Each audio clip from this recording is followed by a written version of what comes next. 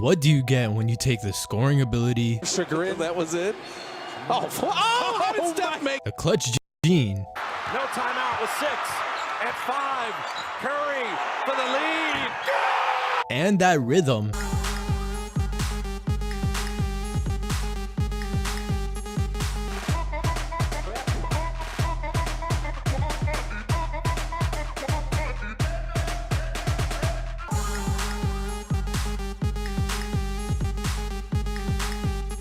With all of that together, you get the greatest shooter of our time, the baby-faced assassin, Stephen Curry. Curry just made me jizz in my pants. Though being one of the best pro athletes of our time, he actually has a lot of other talents, like rapping. James, I noticed that you think you can sing, but this is the remix with Stephen Curry. Yeah, never mind.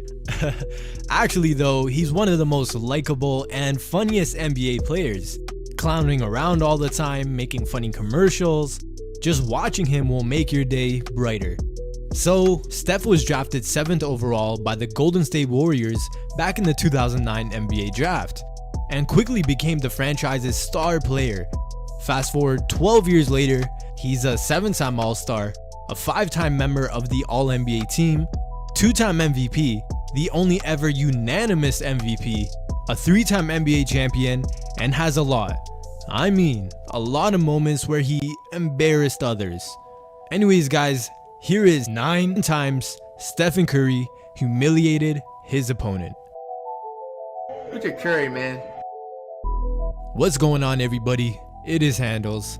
First off, we are going back to the 2018 NBA Finals, where Steph was arguably playing his best final series ever. He was straight up unstoppable, but in game 2, Steph was having a mediocre game by the end of the third quarter. And just after the quarter ends, Steph does one of the most savage things I've ever seen from him. Curry throws it up, and that will end the third quarter. Cavaliers started the period well. Steph Curry and Kendrick Perkins talking to each other. A lot of talk there at the bench. We head to the fourth quarter, a 10-point game.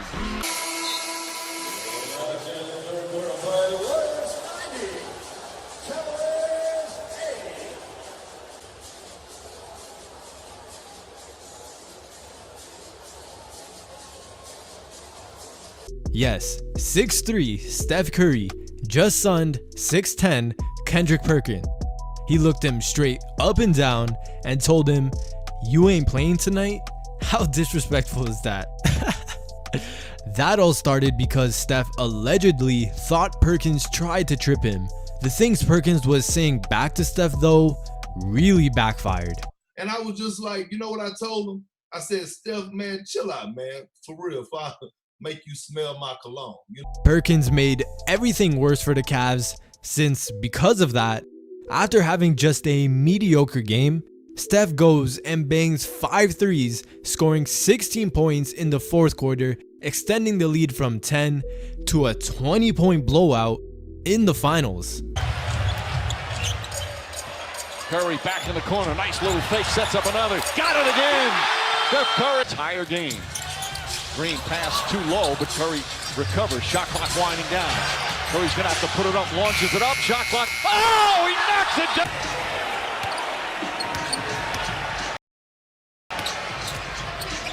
Curry finds Green, back to Curry, three-pointer, puts it in, and a foul!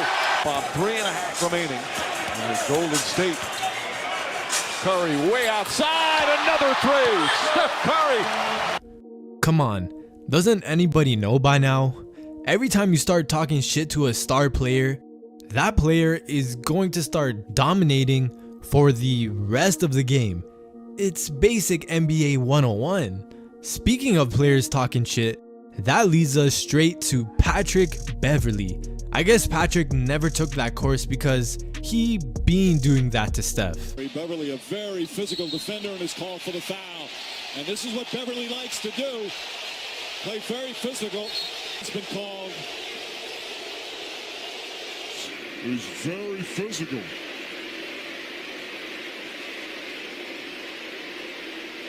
See, Beverly reached in after the whistle. Curry objected to that. There's nothing there, though. That was. And I guess Beverly never learned because he decided to do it again. Basketball and knocked down that three.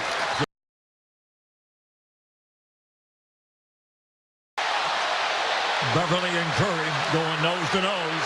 Patrick Beverly, he gets in people's heads. Steph had enough of Beverly's antics and proceeded to drop 40 on his head. Bit there, try to make it subtle. Steph with the three. Time territory. Curry mid-range, half in NBA history. We're getting close. Curry with a three. Durant's looking for Steph. Turns and fires a three. He was fouled! An opportunity for a 4-point play. But even after dropping 40, he wasn't finished and did this to finish off that game. Down to 7. Draymond went to set the screen down to 3. Look how far they pushed him out. Curry down the lane for the lead! He got it! They got a mismatch. They switched and they got. Yeah, just humiliating for Pat Bev, the so-called first team all defense. I guess maybe Westbrook really was right. Pat Bev trick y'all, man, like he play defense. He don't guard nobody, man, just running around doing nothing. But of course, Pat never stops talking, as apparently he told Steph, "You had the last 5 years, the next 5 years are mine." To which Curry replied, "Aren't you 31? Steph is just great. He's the best shooter of our time, one of the most likable players in the NBA, and a savage. Speaking of Steph being a savage though, Jaylen Brown, a rookie at the time, thought like many others it was a good idea to start talking shit to the reigning MVP, and what Steph did shut him up right away. Can give him a good push. Curry with the fake on Jaylen Brown, drills it. He got the rookie up in the air, and Curry with a little something to say afterwards. Where are you going, Jaylen? He ain't over there. He hit that buzzer beater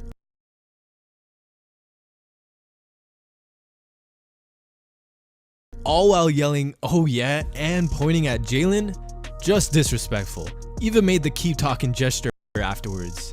And in fact, Jaylen kept talking. After the game, Jaylen, after being asked about the interaction, called what Steph did cute. Yeah, he never forgot that. As the very next season, the next time they played, he decided to drop 49 on Jaylen and the Celtics. Throwing the basketball at their legs. That's not.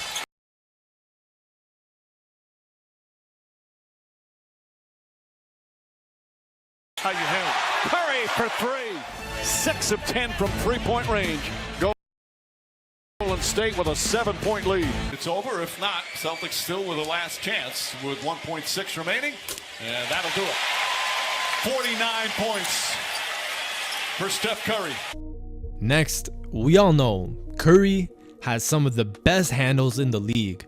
And with having some of the best handles, over time, you're gonna take ankles anywhere and everywhere. And sometimes even a whole team's ankles. Fun